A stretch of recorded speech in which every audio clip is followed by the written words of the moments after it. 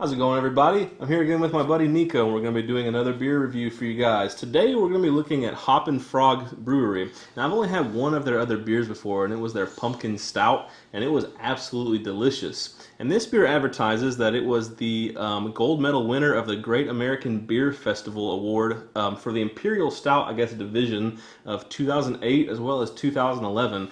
I assume that's pretty prestigious in the craft beer microbrewery community. So this is obviously an Oatmeal Imperial Stout. It says on the bottle, B.O.R.I.S the Crusher, and that stands for Bodacious Oatmeal Russian Imperial Stout. That's a clever name. Let's read the commercial description. It says, B.O.R.I.S the Crusher, beware, this bodacious oatmeal Russian Imperial Stout will crush you like no other. This is the granddaddy of all stout styles, with an intensely deep roasted and full-bodied flavor. A robust hop character adds a refreshing balance. Specifications are 9.4% ABV. This is a huge beer, so you'll probably want to clock yourself a little bit while drinking this one if you plan to drive later, I would imagine. 60 IBUs. And it says, made from only the finest ingredients to create a superb, flavorful beer of the highest quality. Hoppin Frog. So, like I said, I expect good things from them. Only had one of their beers, but it was phenomenal. You hear anything from this brewery? I actually have not. This is my first jump into Hoppin Frog.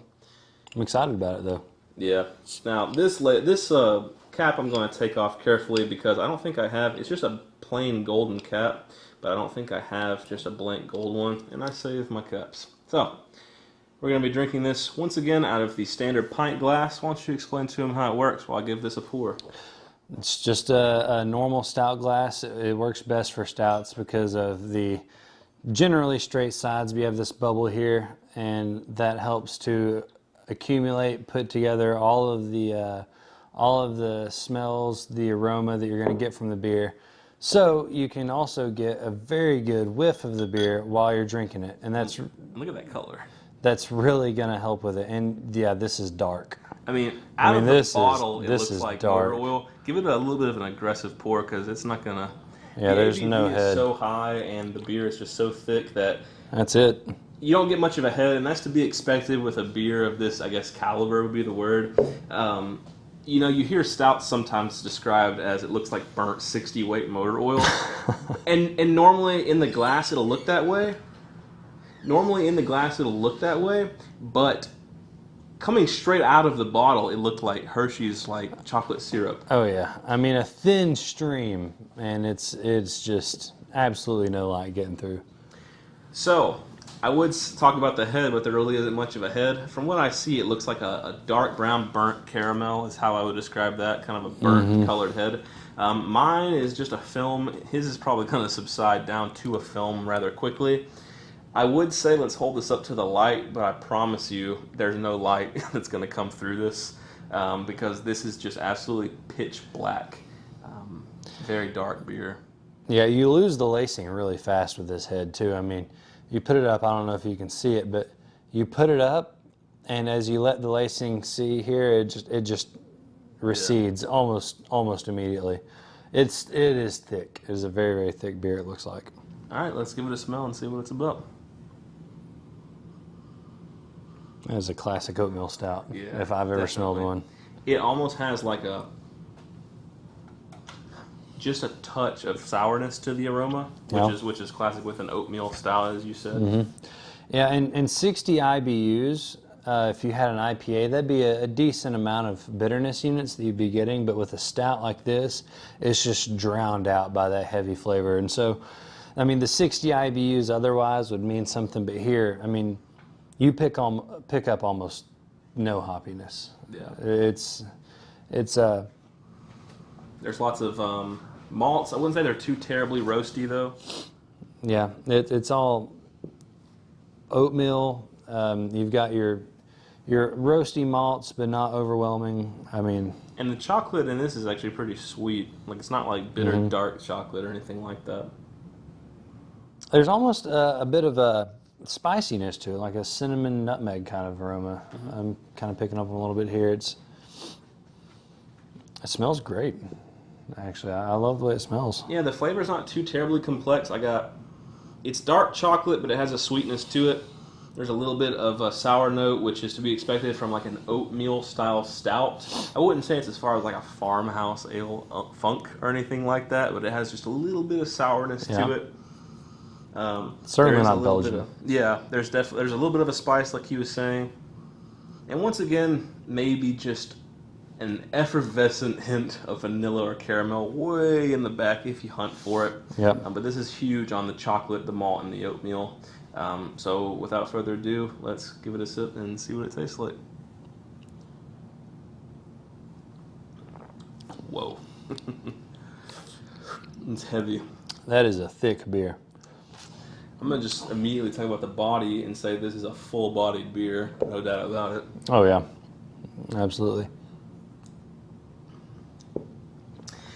For being almost a 10% beer, I believe, was it 9 point? Was it 9 point? It was up there.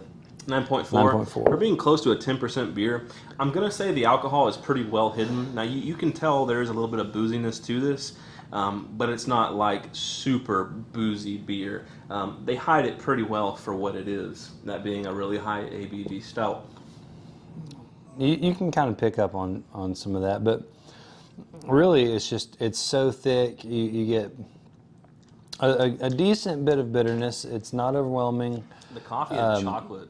Yeah, it's balanced really well with the malt flavors that you're getting out of it. You don't get much lopsidedness. You get lots of balance. For every bit of bitterness, every bit of floralness you get, it's balanced out by the chocolatiness, the coffee, espresso flavors. It balances itself out very well, which I appreciate a lot. As far as the flavor goes, whenever you first sip, you have immediately a little bit of sourness up front, and that's just because it's an oatmeal stout, but that immediately lends way to more warmer flavors, like I'd say medium sweet chocolate. It's not super dark bitter. The chocolate has sweetness. Most stouts, you have that really dark, like German chocolate or baker's chocolate. This is a little bit sweeter. It's not like Hershey's milk chocolate, but it's sweeter, and that lends way also to lightly sweet coffee, I'd say. Yeah. Like if you took like a vanilla coffee and put a little bit of creamer in it. Once again, it's not black coffee, but it's not like a caramel macchiato from Starbucks either. It's just a lightly sweet coffee, lightly sweet chocolate. Really good. There's a little bit of fruitiness in it as well. Kind of a pruny, Raisiny, date kind of note there. Darker fruits. Yeah, you get darker fruits, and it's not a lot, but you can see it in there mid-drink as it's crossing your palate. You get a little bit of darker fruits, and that goes really well, and I feel like that adds to the sweetness a lot. Mm-hmm. Or maybe the sweetness is what gives you that flavor. Now, as far as the finish goes, really smooth. it's smooth, and I would call it medium. It doesn't reside forever in the mouth, but it's not one of those where it's, boom, here's my flavor, I'm done. It does develop for a little while, because those coffee and chocolate, you don't get those as soon as they hit your tongue. You know, they come in a little bit on the back end of the flavor. So it's something that you want to take time to get to know. Yeah, and it tapers off really well. Yeah. You know, you have these intense flavors like the caramel and the chocolate and the espresso and the dark fruit and all of that, and those are all very pronounced, strong flavors, but they all taper off very well, and I think in pretty good harmony. Mm-hmm. You know, it's not overpowered, and like I said earlier, it balances out really well, and that's start to finish. So now we're drinking this in July, but it'll be so awesome in the wintertime. Yeah. It's warming due to the high alcohol by volume. This would be like just a killer wintertime brew. Definitely a sipping beer, and it's not sessionable whatsoever. You would not want to drink. I'd say 2 glasses, maybe 3 tops if this is all you're drinking. Yeah. And you're definitely going to get to where you want to go if you want to go somewhere. This is a good sit by the fireplace and sip it while you play chess. You got plenty of time, and you can actually enjoy it. It's not a session kind of beer, but it's really good. So another amazing brew from Hoppin Frog Brewery. That's 2 amazing beers in a row. I have not had anything bad by them, of course. And I'm gonna start looking out for their beers more often because they've really impressed me. So 1 out of 10. I was going to ask you what you would rate it. I mean, you know, I'm a stout guy. I'm actually gonna go on a limb and say that this takes second place for my favorite stout of all time. Really? No joke. Wow, For me, originally, Milk Stout Nitro by Left Hand Brewery was my favorite stout of all time. Then I had their Wake Up Dead Russian Imperial Stout Nitro, and that was just amazing. So amazing. This isn't quite to that, but that's a lot to live up to. And this is better than a Milk Stout Nitro for me. It's up there with the greats. The greats, kid. That is big. Yeah. That is a big achievement. Truthfully, for me now, I'm going to say, as far as my stouts go, Left Hand Wake Up Dead Nitro is up there, followed by B.O.R.I.S the Crusher. And you know they have an oat version of this, too. And that would be just off the charts. We got to get our hands on that. If we can get oat, that might take first place for me. And then it's followed by the Nitro, and then probably Old Rasputin for me. Wow. But yeah, second place. This is phenomenal. I'm going to give this, this is a 10-star for me, man. Really? Yeah, it's a 10-star. Wow, that is... I mean, if I'm comparing it to my favorite, then it's 9.8. You know, if we're talking about just placing on my top 10, but just as like, you know, a worldly rating, this is a 10-star stout. That's me. Well, for an oatmeal stout, it's really good, and I love stouts, and I love porters, and I love the dark beers. I really do. I'm more of the amber ale, pale ale, Kolsch kind of guy. And your IPAs. And IPAs, obviously, you know. Who doesn't love them?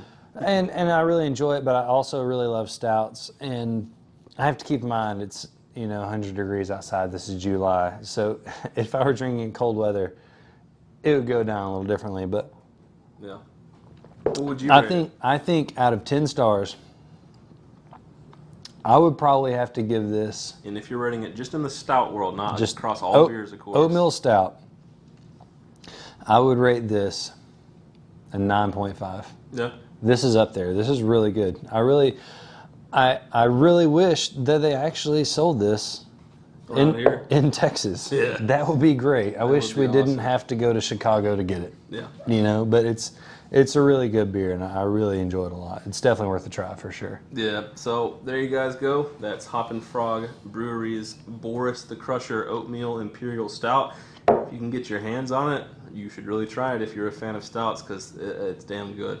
And as always, hope you guys enjoy the next beer review, and I'm going to finish enjoying this amazing beer. Cheers.